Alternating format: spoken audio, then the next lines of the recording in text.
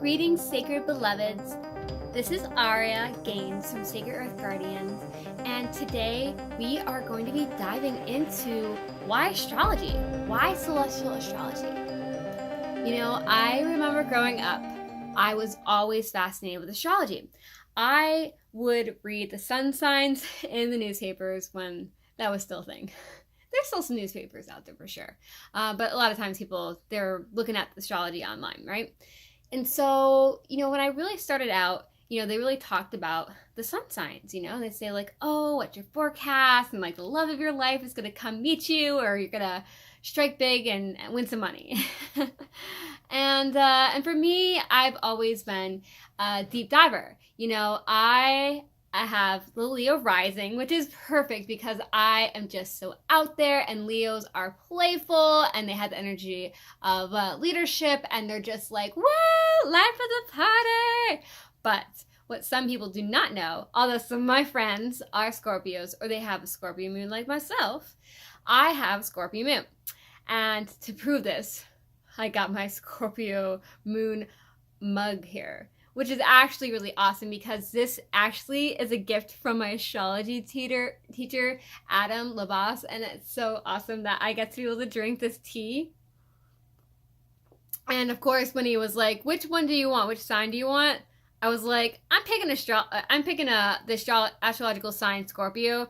I could have picked Aquarius, got a sun in Aquarius, but I decided that I wanted the Scorpio one because that Scorpio energy, even though it can be very intense, has been a big part of my path, because the Scorpio energy is diving super, super deep into the mysteries, into the occult, into astrology, shamanism, magic, esoteric sciences, alchemy, and literally that's my life. I am just completely obsessed. I remember in high school, they were like, you have OCD. And I was like, damn straight I have OCD. I have OCD about diving deep into so much. I actually had one of my friends the other day, Gigi, if you end up seeing this, hi Gigi. She was like, are you an encyclopedia? I'm like, probably am. I'm like an encyclopedia of everything esoteric, and it's my life. So getting back to the astrology aspect of things is that a lot of people, they kind of feel like, they say like, oh, I know my sun sign, it's like on the dating profiles. It's like, it's in like the little ads about like, what's going to be your romance for the month, and then some people are like, I don't even believe in astrology. That doesn't even match me. And there's all these different things. And then, it's different for everybody. But the thing is, at the end of the day, if you really understand astrology, right, the thing that's beautiful is that astrology is so much more than a sun sign. So I'm definitely going to be having a video that if it's either will be put up or it will already be up by the time you watch this video. But the thing is that with astrology is that, first of all, we have our sun sign, right? And that's a big part of our personality. But in astrology, there's also the moon sign, which would be like our inner emotional landscape, right? And then we have our rising. And the rising is like how we come out in the world and how we're seen. So, I have some friends that they have, a Pisces rising, and it seems like they're super dreamy and they're just in this other world. But then they are so super grounded because they have a Taurus moon and and a Capricorn sun, and they're very grounded and they're very organized and structured, but the energy that they come out into the world is Pisces. So that's just a little bit about that. And if you are interested in that video, I'll have a video just talking about sun, moon, and rising in the astrology scheme of things. And then at some point I'll definitely have the videos too that kind of gets a little bit more deeper into all that. And so with astrology, some people, they kind of feel like it's something that's religious, but really, to me, it is a form of divination. And more so than this divination, it is a pattern of energy, of these cycles of nature that happen within the stars. That's why I call what I'm offering here at Magickology and Sacred Earth Guardians is I refer to it as celestial astrology, because we're looking at this beautiful celestial heavens, and when the patterns happen with planets that to go through their transits, those transits in the sky end up corresponding to different kinds of outcomes that will happen on our planet. And so these astrological cycles have been studied for eons and eons and eons. And we would be so in tune with these energies that would come from the astrology. And actually, surprisingly enough, if anybody out there ever says anything about astrology and they say it's totally against and not in alignment with the church, well, to be honest, the church and governments both actually use astrology. They used it for war, they used it for peace agreements, they used it to be able to see when there was going to be harmonious aspects. And so that actually is very interesting, is that a lot of cultures really understood that. And of course, there's certain times of the year that are have more energy to them, like for instance the summer solstice and the winter solstice. And so those would be like when the day and the night are at its highest and lowest. And then of course the equinoxes, spring equinox and the autumn equinox, those are both when equal day and equal night are happening. So these energies, the stars, they show transits that are happening, energies of movements. And so it's basically you can liken it like a prediction system that we can actually look at and say, okay, when Jupiter is in Sagittarius, for instance, this is 2019, when Jupiter is in Sagittarius, that's going to be a time where we are going to go in deep, deep, deep expansion of our higher beliefs, spirituality, higher education, travel, foreign lands. And through this, we are going to expand ourselves and our understanding of reality, or reimagining ourselves, right? So that's like this, like during that time when Jupiter is in Sagittarius, right? Like that's a transit. That energy is going to show us what kind of energies are to play out. And then of course, when we look at our own natal chart, we'll see where that planet is moving through in our natal chart.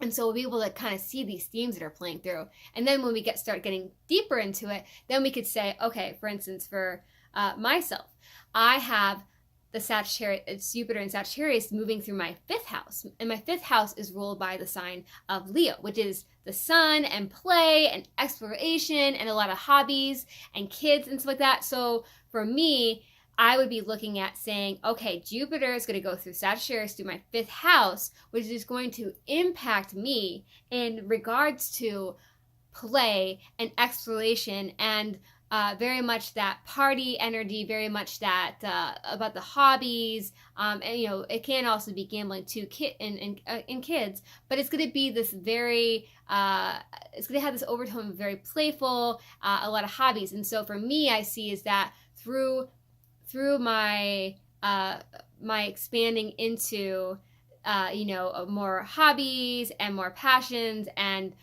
going and hanging out and having like throwing my party, like Valentine's Day party, and cacao parties, and going and dancing. I really been getting back into dancing now that I've been able to continue to rebuild my heart after I went through my traditional death initiation 2 years ago.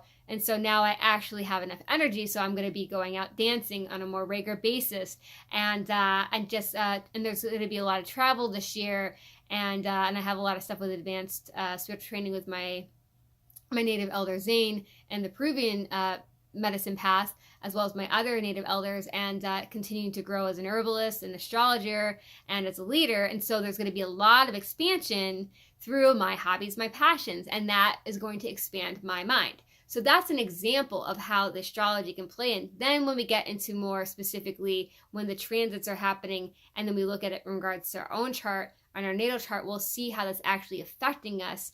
And so when there's conjunctions, which is when the planet touches a natal planet, or there's squares, oppositions, all these things are going to have impact and energies.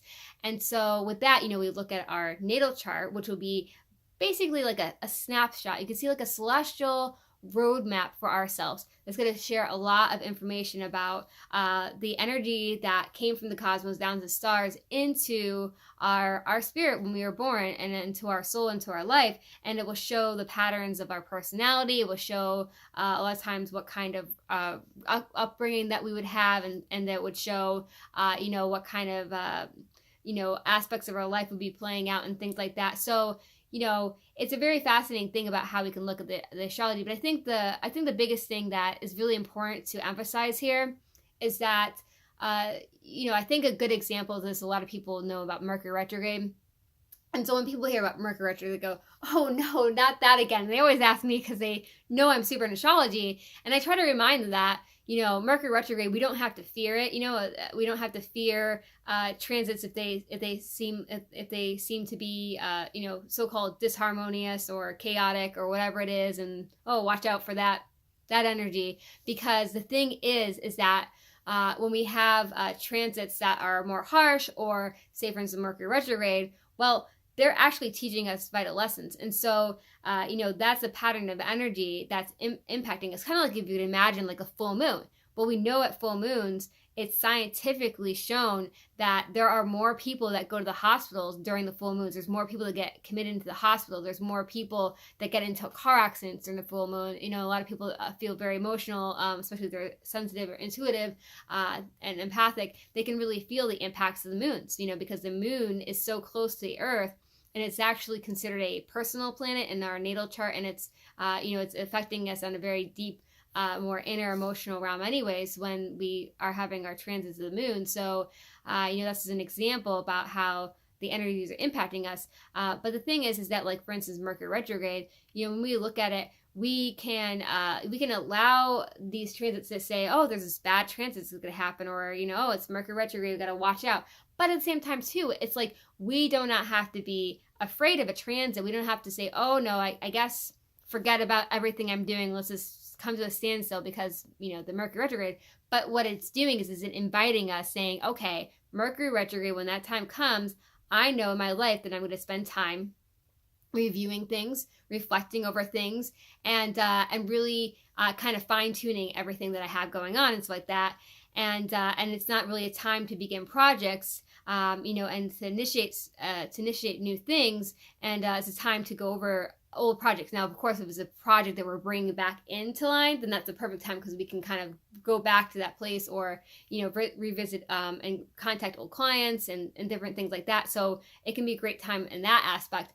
But and then of course, once we kind of move through the transit, then we can kind of take information. We're gonna be seeing things in a new light, and then that allows us to be able to move forward with this new perspective. So for instance, with retrogrades, which there's always planets like 90% of the time that are in retrograde, it's just an opportunity for us to backtrack and be able to review on our life about what's going on in our life.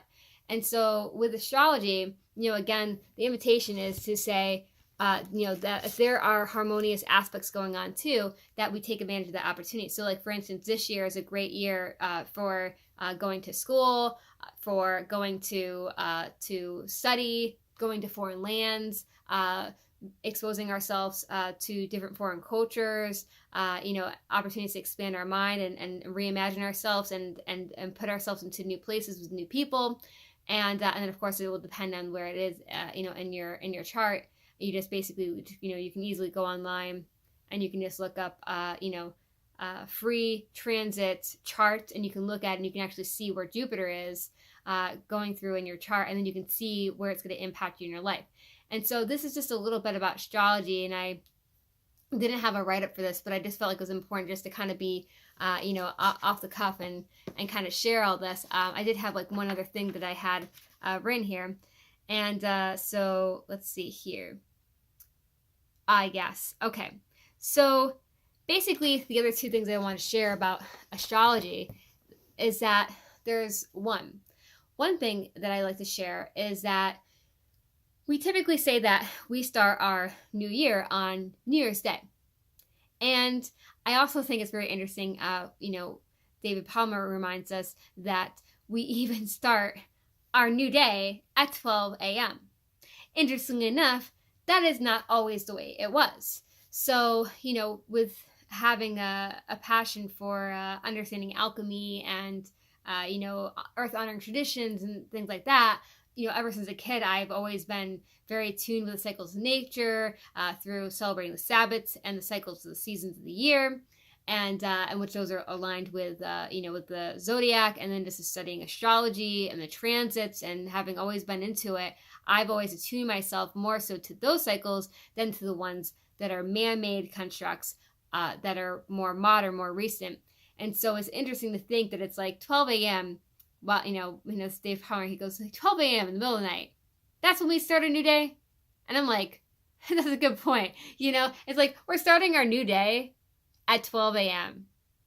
But yet the sun is rising. The sun is rising at like 6 or 7 a.m. But it's just a construct to kind of, have the modern society, and we're, here at this time, and, so that sort of thing. And even our calendar year isn't even properly aligned either, because we add in leap year days, and it's not even it's not even the full rotation around the sun. But the thing is that ultimately is that when we can utilize the astrology and we start paying attention to that energy rather than the January, February, March, April, May, we really actually get to feel into the energies and start aligning ourselves with the energies that are happening. So when we look at the moons, we say, oh, wow, like the new moon is happening. Okay, like this is a new energy. This is a new archetypal energy that we're going to be working with and navigating with this new moon.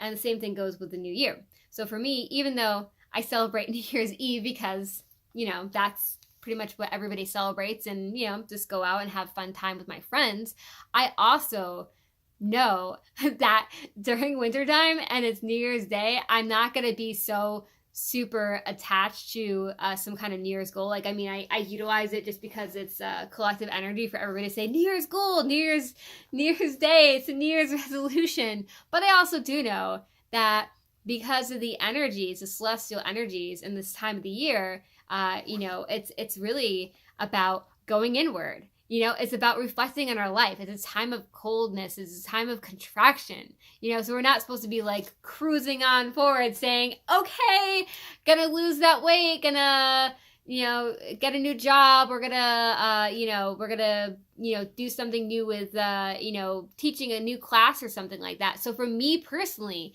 I know the time is going to be when March 21st happens, and the spring equinox. So spring equinox is when the zodiac starts every single year, which is Aries. The sun is in Aries in March. And when it goes into Aries in spring, that is going to be the time. If you notice in your life, just explore what it's like. What are you doing in spring? Is that the time where you're like, yeah, let's make things happen. Let's clean house. Let's make it happen. Like, let's go out there, go out, right? It's like very much a fire energy. Like Aries is like this go-getter. Okay, we're going to make things happen. That is definitely a way better time to align ourselves with the aspect of a new year being in March. Although this March we have Mercury retrograde happening. This is 2019 for the video for you if you're watching this down the road. But we have a Mercury retrograde in March. So clearly to me, I'm like, we get an extra month to just kind of kick back and relax. And and if we do start things in March, well, it might end up panning out to be differently than it's meant to be. But of course, ultimately, it's going to be beautiful either way, whatever results. But, really, why do we even use astrology?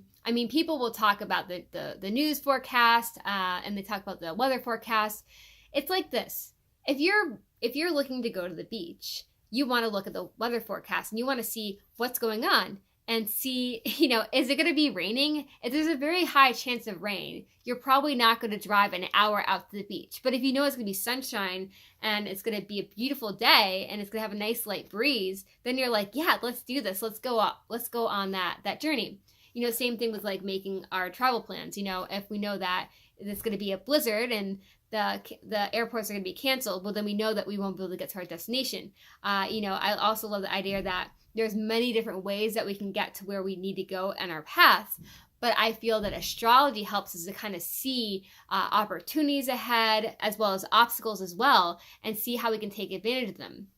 So it actually makes life actually easier. And it helps to understand too, because, for instance, in 2018, we had the Jupiter and Scorpio going the whole way through, and including a retrograde. And then we also had Mars and we had also had the Mars retrograde. And so we had that, and that was really intense. And then right after the Mars retrograde, we had Venus and Scorpio in retrograde. So we literally had all the scorpionic energy. We had this Mars energy, and it was very much a tumultuous time, but it was important because the stuff had to come to the surface, like all the stuff that we didn't want to address in ourselves and other people, whether it was like with the Mars with aggression and conflict, and like dominating energies. And now I'm kind of like, I'm thinking about I'm like, oh, there's another place where a whole bunch of people had that experience of the Mars retrograde. And I'm like, that's why everything happened during the end of summer. I'm like, okay, I'm seeing this. Perfect. Like, this is like, it's great, because when people had a lot of stuff going on, I would just be like, oh, this is actually fantastic, because you are having the opportunity from Mars retrograde and these other retrogrades to see things and have them in the forefront and go, oh, okay, I'm looking at myself. Okay, if the person's like, they have aggression issues, it's like, okay, I'm realizing they have aggression issues. I had that with somebody personally to me that, a few months later actually apologized to me because they admitted that they were being aggressive with me, and that they were, having that kind of energy, and I had to basically be like, I can't do this right now if you cannot respect my boundaries. And later on, they did come to me in reflecting, which was during that, right when the Venus went out of its retrograde with Scorpio, they end up apologizing to me for how they were towards me. And they said that they realized that they had to work on some stuff in themselves, and this is fire energy. And it's not that we have to judge anybody, because we all have our emotions. We all can have moments of anger and things with boundaries and all these things like that. But it was showing this opportunity for people to look. And for me personally, like, I'm not going to pretend like sugarcoat, like, oh yeah, Mars retrograde was so easy for me. But for me, I learned that I had to be more assertive with myself. And it was really important for me that, as much as I want to be like kind and loving and all that, like, life is not all rainbows and sunshine. And sometimes we have to put our foot down, and sometimes we have to say, actually, like, this isn't aligning with me, and the way that you're treating me or you're talking to me does not work for me, and that came down with my business, and my business, I was like, this is how I want my website, this is how I want my business. And so I had to be like, I'm gonna put my foot down, but lovingly, and say, okay, if we can harmonize together, great. But if not, like, take care, best luck on your journeys. And so that's just an example in my personal life. To give an example, is that I learned very valuable lessons that came from the Mars retrograde. The same thing with the Jupiter and Scorpio, which it was just like, to me personally, actually, because I had Scorpio moon, it was such a deep dive into my own world and really, really into my path and stuff like that. So I felt like I had a lot of medicine that came through with that, and so these are just examples about how we can look at astrology and how we can have them work with us in our lives. I think a final example I'll give is, for me, when I went through my Saturn return, which I'll have a video out about that, as our Saturn returns is, well, for one, let me tell you right now, 18 and 21 is not the time you become adult, guys. You guys have plenty of time. Saturn return happens, which will happen between ages 27 to 29. That is when you'll reach full maturity. Now, if you haven't gotten your shit together, Saturn return will definitely help you to get your shit together. But it's a very powerful experience, and it's a time that the energies of Saturn comes back natally to where it was when we were born. And as it goes through that, it's like Saturn is like this archetypal father figure that's very like, time to mature, time to wisen up. And mine was in Sagittarius, about all of that expansion. So literally, I end up being able to like shed out the skin of like my old life and really mature into my spirituality. And that's actually right when that happened. And like right at the end of that, that's when I came fully into my path, teaching publicly, and my classes, and I used to be a yoga teacher, but I had let that go, and really the shamanic path, and astrology, and connecting with the energy of the moon, and breath work, and really just fully in it was during my Saturn return. So these are just some examples about how astrology can help you out. I like to have the idea that I wanted to have out like a, kind of like a list of things about astrology, but I just felt like more organic would be better. So I just speak really from my soul. I mean, I like to do that anyways. But I hope that these little tidbits, it was a little bit kind of different offerings and different, ways of just looking at things perspective wise. But astrology is really, at the end of the day, it's just a very, very beautiful opportunity for us to to look at how astrology, how the stars are actually affecting our planet, affecting our collective. Whether it's the transits that are collective transits with the larger outer planets, like Jupiter, Neptune, Pluto, Saturn, Uranus, or it's more of an internal kind of thing. Is that we're looking at our birth charts, and then we have the transits. So there's so much that goes on there, and I really feel like, I know some people. I know some people out there. They'll say that, oh, astrology, people just get so caught up in that and they're blaming it, or they say, oh, it's all in the stars. Well, guess what? Yes, we can use the excuse, and I definitely don't ever want anybody to go and, I encourage people to not spiritual bypass and blame it on the celestial heavens, but it's actually not like, oh my God, Mars retrograde totally like sucker punched me with these experiences last year, and I'm gonna blame Mars. I mean, Mars is giving us the opportunity for us to navigate about anger and conflict and how we're dealing with it. And so we can either blame it, or if we say, oh, because Mars retrograde was happening, I saw this impacting my life, and I utilized this for me to actually do some deeper digging, and really look at how I'm dealing with conflict and how I'm dealing with boundaries and assertiveness. Am I being too assertive? Am I being too dominating? Am I not being enough assertiveness? And then actually use a gift so that we can actually grow and evolve as human beings. Because that's actually what astrology is about. Astrology is an evolutionary based way of navigating how we can evolve individually and collectively as human beings. And so, yes, these stars are impacting us all the time. And we can blame on the stars, and we can also try to avoid and pretend like it isn't there, and then not take advantage of the opportunity for the work to happen. And then it just becomes much more of a pain in the ass, because we were like, oh, that Mercury retrograde won't even affect me. And then stuff sometimes happens. It's really about developing a relationship with these energies, and learning how the transits can actually help to serve us and support us and empower us. And that's what it really comes at the end of the day. So I hope that this little off the cuff little intro to astrology and my experiences with it maybe will inspire you to realize how astrology can change and transform your life. Be sure to check out my astrology videos that will be going into the zodiac with each zodiac sign, the house signs, speaking about the different kind of energies in each house, sun, moon, and rising.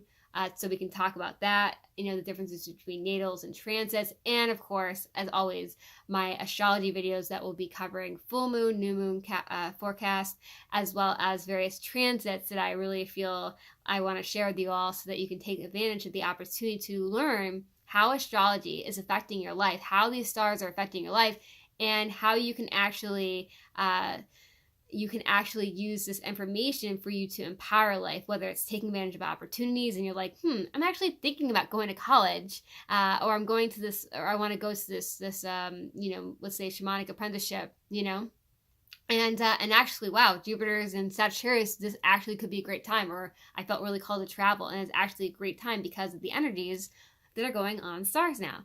So I'm wishing you all a beautiful day, and I look forward to connecting with you all soon. Make sure to check out my other astrology videos, and you can definitely make sure to subscribe below on Magickology. If you're watching this, from Sacred Earth Guardians, make sure to also follow me there. I'm on Instagram and Facebook, Sacred Earth Guardians. My name is Aria Gaines, aka Jaguar Woman, and I am an astrologer, shamanic healer, and a visionary leader that offers classes and apprenticeship in Peruvian medicine path, the Peruvian shamanic apprenticeship that will be coming up again in the summer of 2019, but we'll have our introductory course to that online coming up. So be sure to be on the lookout for that. I'm wishing you all a beautiful, blessed day, and I look forward to connecting you more soon, and help us to connect to the energies of the celestial heavens. Take care. Bye. Thanks for watching my video. So if you want to check out my playlists, I have, among others, the Simon Necronomicon, the Tree of Life, General Magic, Tulpamancy, a playlist on my books, the elements, stones, the theories that govern magic, and the gods and goddesses of Mesopotamia. If you want to check out my books on Amazon, I have Creating Consciousness, Magical Mechanics, Magical Theater, Handy Sigil Magic, and The Guide to the Spheres and Beyond. You can also find me on Facebook at Magickology YT. You can email me at priestofthenecro@gmail.com, and you can even check out my Instagram, which is Magickology. And good hunting.